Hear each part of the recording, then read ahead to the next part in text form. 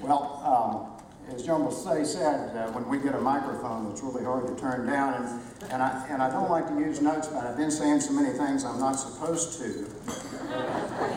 Recently, I've been told I have to use notes, and I apologize for that right up. A big, big thank you to Jim Roberts and his team.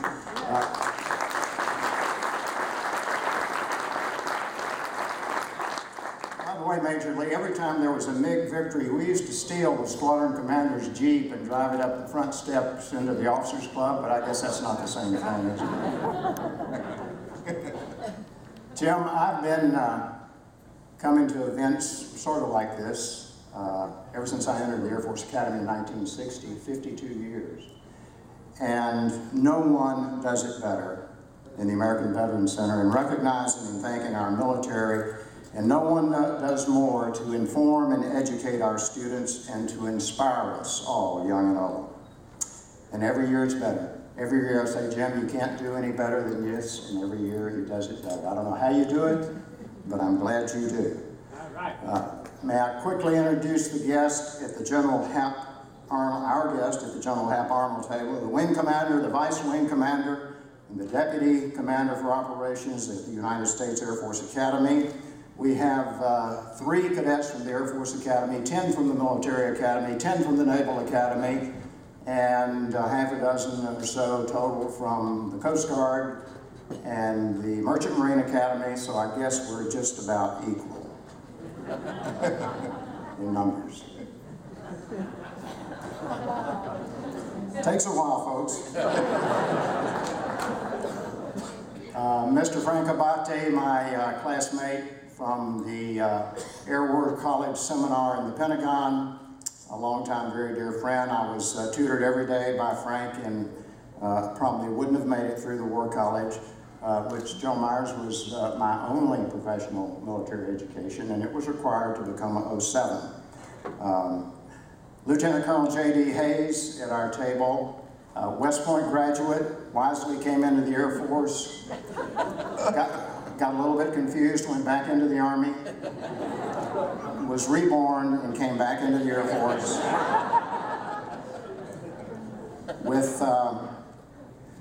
with his wife, a correspondent, expert on national security, terrorism, anti-terrorism, Fox News correspondent Catherine Herridge.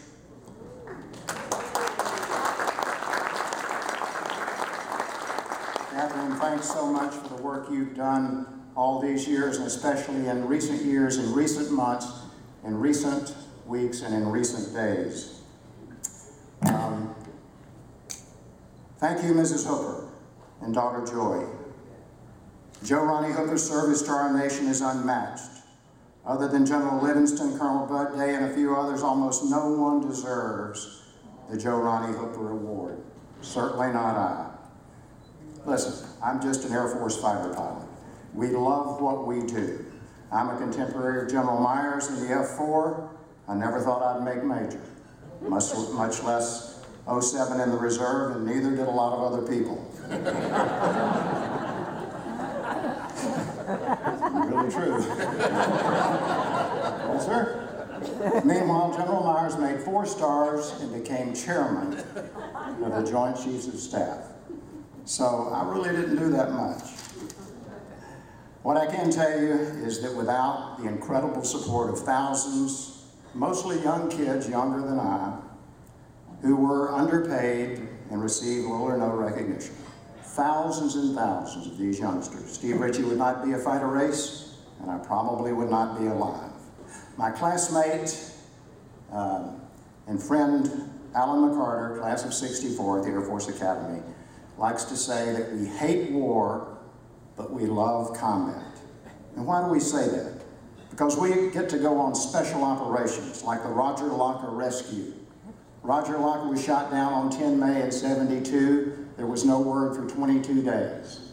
And on the 23rd day, after we'd made radio contact, General John Vogt, the 4-star commander of 7th Air Force in Saigon, in consultation with General Fred Wyan, the Army commander, canceled the entire mission to Hanoi and dedicated all of the resources, over 150 airplanes, to the rescue of Roger Locker. And Captain Dale Stovall, class of '67 at the Air Force Academy, commanded the lead of 2 Jolly Green Giant helicopters. And the PJs went in and snatched Roger Locker as he was about to be captured. And it's by far the greatest mission that I ever flew on. A lot of people think it was the 8th of July when we downed 2 MiG-21s, or maybe the mission where we downed the 5th MiG-21. The Roger Locker rescue is one of the great missions in the history of our military. My wife Mariana grew up under communism in Romania and escaped when President Reagan was commander-in-chief because the communists feared President Reagan. I never thought about the fact that our efforts in Vietnam gave people living under oppression hope, and it distracted the Soviets enough to make life just a little bit easier.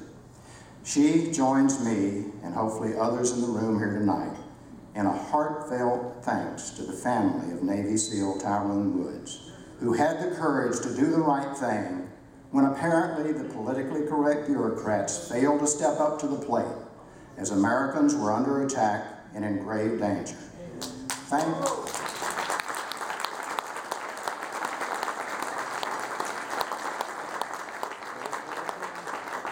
Thank God we still have people willing to risk their careers and their lives to come to the aid of our colleagues, our country, and our allies. People like Thomas Paine and Patrick Henry and George Washington and Billy Mitchell and Jimmy Doolittle and his Raiders and General Hap Arnold and General Jack Singlaub and General Boots Blissey and the F-105 pilot who strafed a Russian ship, a Soviet ship in Haiphong Harbor in Vietnam, and General Jim Livingston, and of course, Ronnie Hooper.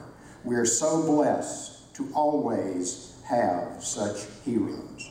Listen, I'm just a beat-up old fighter pilot who was extremely fortunate in combat, and I'm still flying a high-performance fighter airplane. And I'm married to the single greatest woman I have ever known in the 70 years that I've been bouncing around this planet. So if I get wiped out by Sandy on Tuesday, I will go west, a very happy camper. God bless our military, all who support them, past, present, and future. Amen.